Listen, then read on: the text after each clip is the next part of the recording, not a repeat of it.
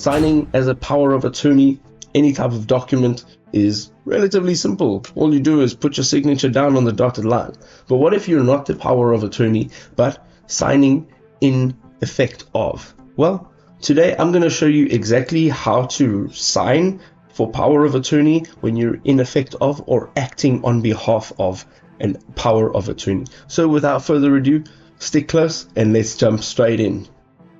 So of course, signing as power of attorney literally would require you to put your signature down on a piece of paper, being digital or a physical piece of paper. So as you can see, this is an agreement we've got here, and I need to sign as the power of attorney. But in this case, I'm not the power of attorney. In actual fact, the power of attorney is not able to put the signature down over here. So this is what we're going to do. First of all, we're going to add in a date. Okay, the current date of our signing. So let's go and put in our current date, and we're going to go and look for the principal's signature. Now this is the power of attorney signature, and again, you will now be acting as power of attorney. What you're going to do here is you are going to put down the power of attorney's name. You're going to type it out or write it out like this.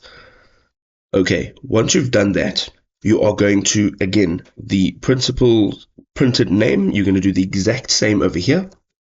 Alright, so what you've just done is you've signed somebody else's signature or put somebody else's name on a legal document. So how do we make this correct, true, and legal? So there's a clause that you need to put in here stating that you are acting as power of attorney, and this is what it looks like.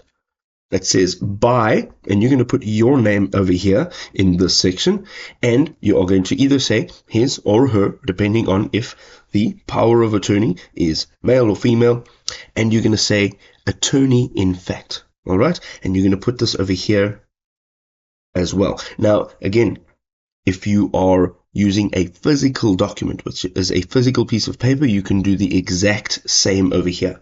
So this is the important part. You are putting down your name, okay, and you are saying you are acting as an attorney, in fact. And in this section over here, you are going to be doing the exact same. And this basically removes responsibility from you of the document details. So if whatever responsibilities are within this document, this just makes sure that you are not the responsible person. In actual fact, the power of attorney is responsible for the document details or any responsibilities within the document. I hope this video was helpful.